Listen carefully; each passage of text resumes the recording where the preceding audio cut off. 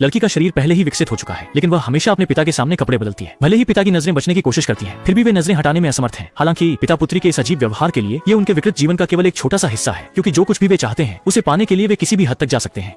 इसमें शामिल है यह बदकिस्मत आदमी माइक। दोनों पहले विश्वविद्यालय के सहपाठी थे। सोफी को माइक से पहले से ही लगाव था। स्नातक होने से पहले उसने हिम्मत जुटाकर माइक से अपने प्यार का इजहार किया, लेकिन माइक ने उसे ठुकरा दिया। अपने प्रिय व्यक्ति को जाते हुए देखकर सोफी का गुस्सा चरम पर पहुंच गया था। जब उसने माइक को अपनी प्रेमिका के साथ देखा तो सोफी ने ठान लिया कि वह माइक को भयानक कीमत चुकाने पर मजबूर करेगी। उस दिन जब माइक अकेला पहाड़ पर आराम कर रहा था, अचानक उसके पीछे एक आकृति प्रकट हुई और इससे पहले कि वह कुछ समझ पाता, उसे बेहोश कर खींच लिया गया।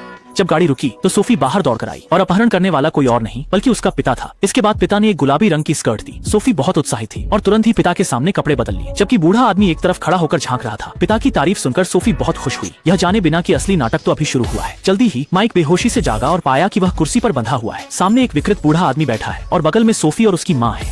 बूढ़ी औरत का चेहरा सुन्न था। यह स्पष्ट था कि उसने भी पिता पुत्री की अमानवीय यातना झेली थी। जब मैक जागा तो सोफी चुप रही और एक सिरिंज निकालकर उसकी ओर धीरे धीरे बढ़ने लगी। फिर सोफी मैक की गोद में बैठ गई और पिता ने तस्वीर खींची, लेकिन वे अभी भी संतुष्ट नहीं थे। उन्होंने थकी हुई माँ को भी वहाँ लाकर खड़ा कर दिया। तस्वीर का अच्छा प्रभाव पाने के लिए उसने माँ के बालों को जोर से खींचा और माँ की चीख सुनकर सोफी को एक अजीब संतोष मिला।